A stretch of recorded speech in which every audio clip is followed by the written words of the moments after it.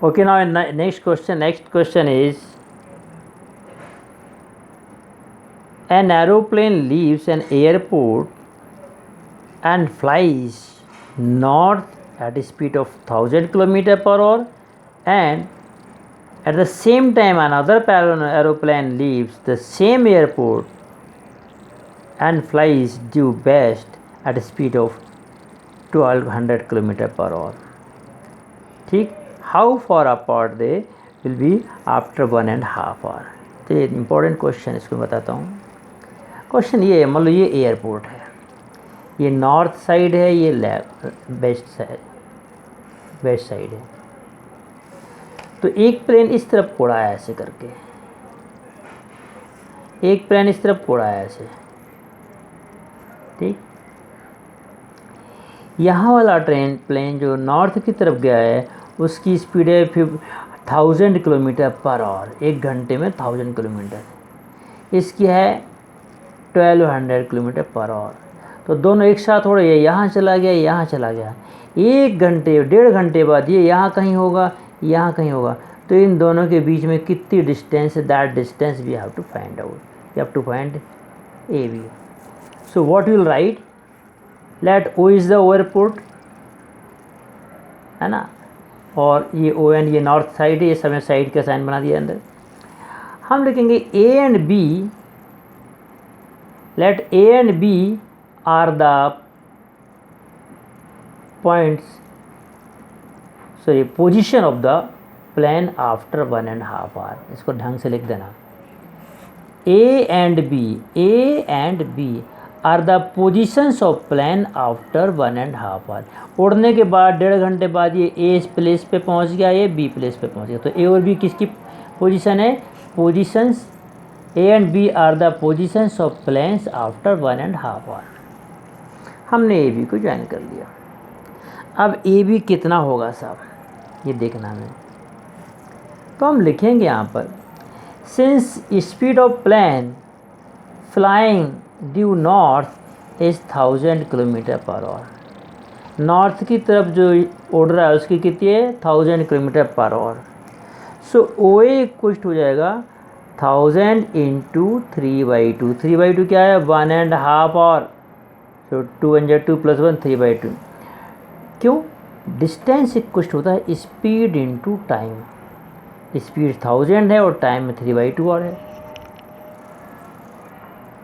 सो इस तरीके से 1000 इंटू 3/2 किया तो 2 से कट गए 500, 500 थी 1500. मीन्स 1.5 घंटे में 1500 पहुँच जाएगा. स्वाभाविक है, 1 घंटे में 1000, तो 1.5 घंटे में आधा 500 किलोमीटर और.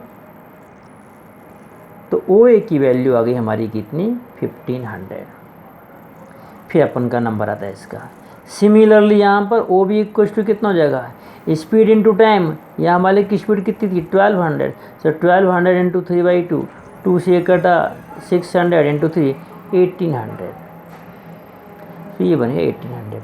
Now we have to find A B. So will write here, in triangle A O B, A B square equal to means hypotenuse square equal to O A square plus O B square. यहाँ O ए है 1500 का square और 1800 का square रख दिया.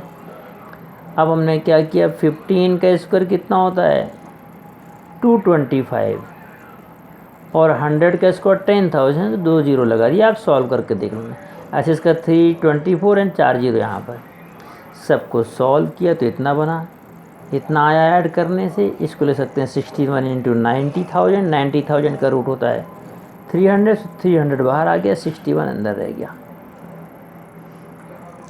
Finally, what we conclude, we are using Pythagoras theorem only.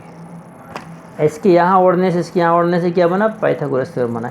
Directly side ना दे के उन्हें स्पीड दे दी और कहा 1.5 घंटे बाद कहाँ पहुँचेंगे.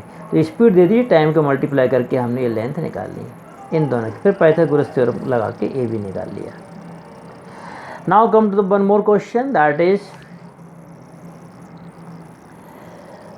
two poles of height 6 meter and 11 meter stand on the plane down. If the distance between the feet of the pole is 12 meter, find the distance between them. देखिए, दो पोल हैं, एक 6 मीटर हाइट, एक 11 मीटर हाइट, दो खंभे लगे हुए हैं और दोनों के बीच का डिस्टेंस है 12 metre.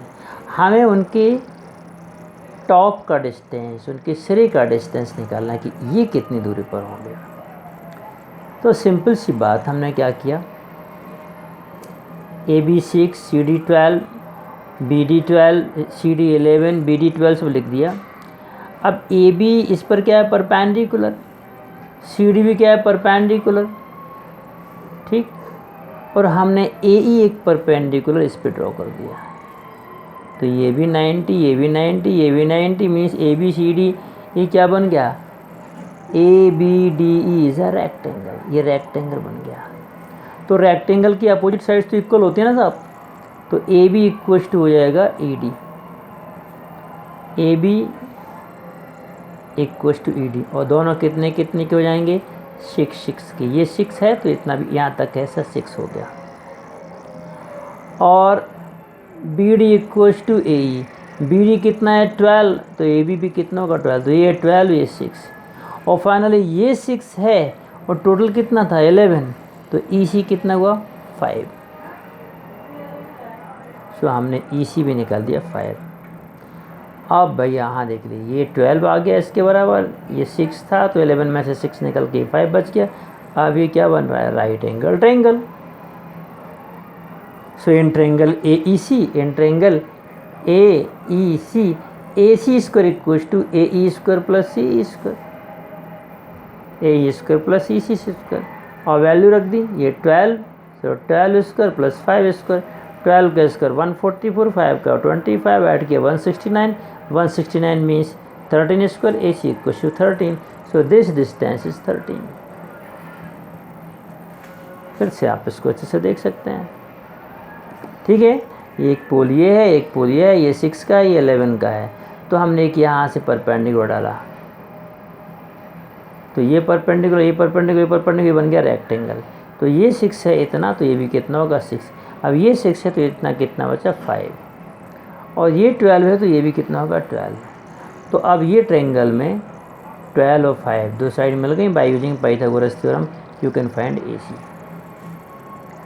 Okay, so in this way you complete this. Rest of the questions, 3 questions, 4 questions are little bit bigger questions, so I will solve them tomorrow.